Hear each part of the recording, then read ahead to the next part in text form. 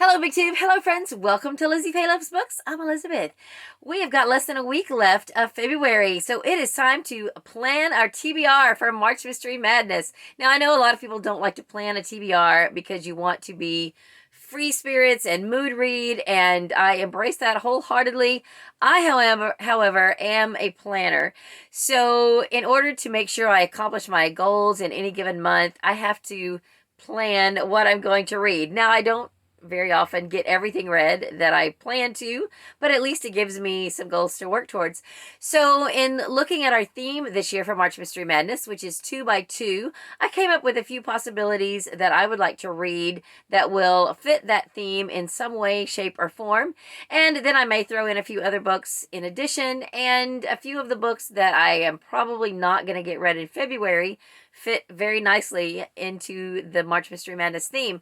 So I want to share with you what I plan to read. But before I do that, I want to just encourage all of you out there watching and listening to create a video of your own or a post on any form of social media and hashtag March Mystery Madness to the post and let us know what you're planning to read. I will put a link tree down below that will link you to all of our social media platforms, and there are a lot.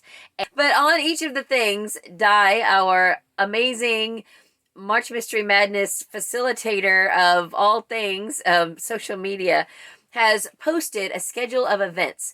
There are 16 hosts, including Troi and myself, who are the co-creators, and each host is doing some different things. Some are leading read-alongs, some are leading other challenges, some will do videos every day. Two hosts are even writing a mystery novel in the month of March. So search around and find those. It's going to be awesome. We are going to have a fantastic month, and I hope that you will join in. And also, there are plenty of mysteries that fit in with some of the other readathons that are happening in the month of March. So there is something for everyone. I want to share with you what I plan to read for sure.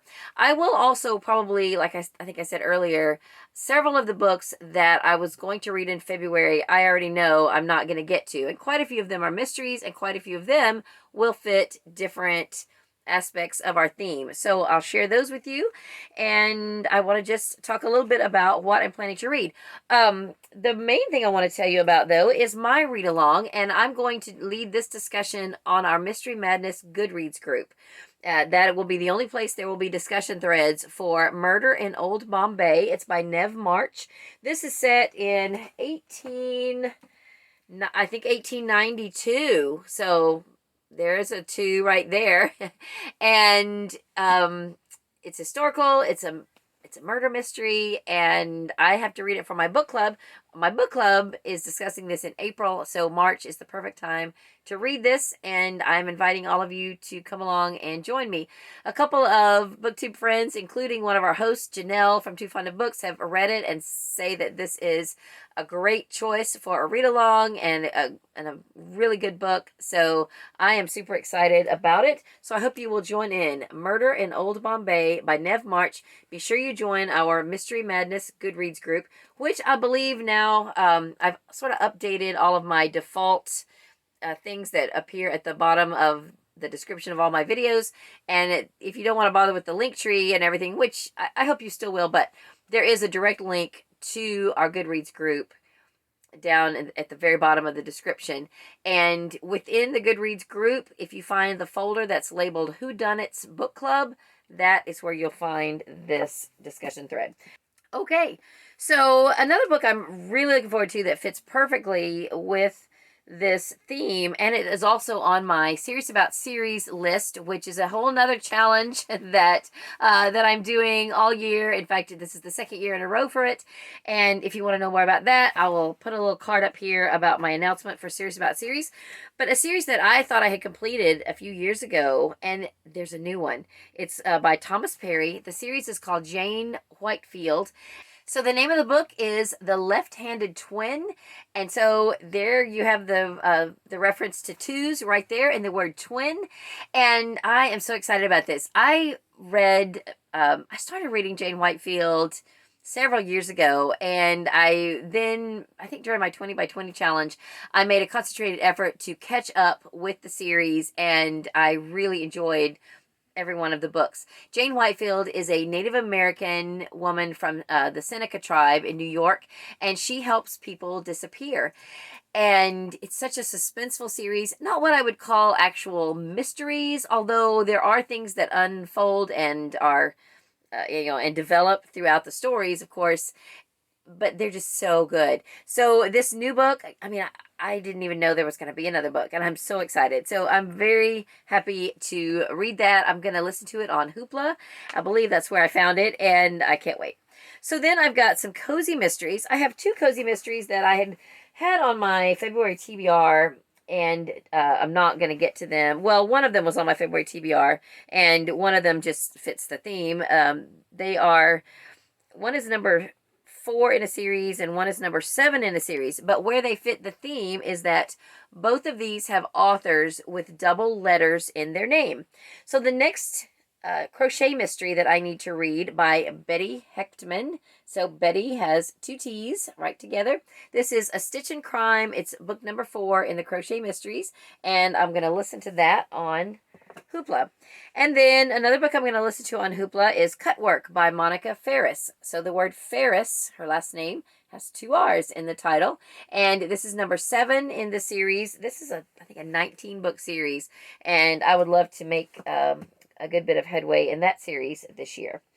And then I have another cozy mystery that is the 2nd book in its series. And I've got to read this year if it kills me. This is Death Threads by Elizabeth Lynn Casey. And this is book 2 in the Southern Sewing Circle Mysteries. I loved book 1, and I read it years ago, and I don't know why it's taken me so long. Actually, I do know why it's taken me so long. These are not on audio. I love audiobooks, and I tend to gravitate towards audiobooks. Now, I read a lot of books that are not, but for some reason, I've just been having a hard time picking this up, and I want to read this book, Death Threads. And then another cozy mystery that also fits the theme because it has 22 chapters.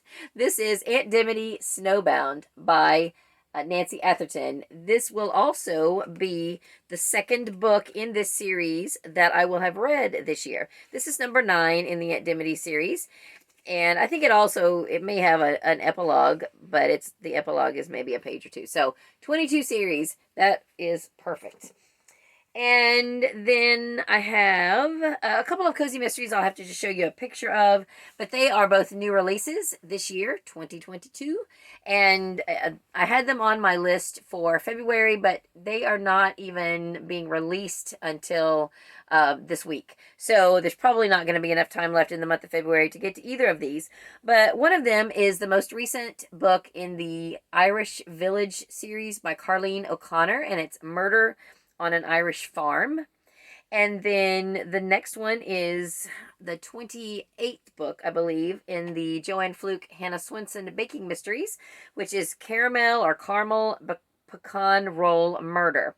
So both of those are books I would love to get to. For sure, I want to get to them this year because they are both on my Serious About Series list as series that I want to make sure I stay caught up with. And I will be caught up. I will continue to be caught up with those series by reading the most recent book. So then I've got a couple of book club books that I need to read, and one of them is for my mystery book club that meets at the public library. So I will be listening to Apples Never Fall by Leane. Who is it that said, Anne Bogle said it's Leon, and I went and watched some videos where they interviewed her family. They all say Leon, but they are from, I think, Australia. So, we have Americanized it and said Leanne, but anyway, there I go on my soapbox about authors' names. Let's just tell you about the book. Apples Never Fall. I have read several books by this author, and I haven't actually read anything about this one. So I think I'll just go in blind. Have any of you guys read this? What did you think about it?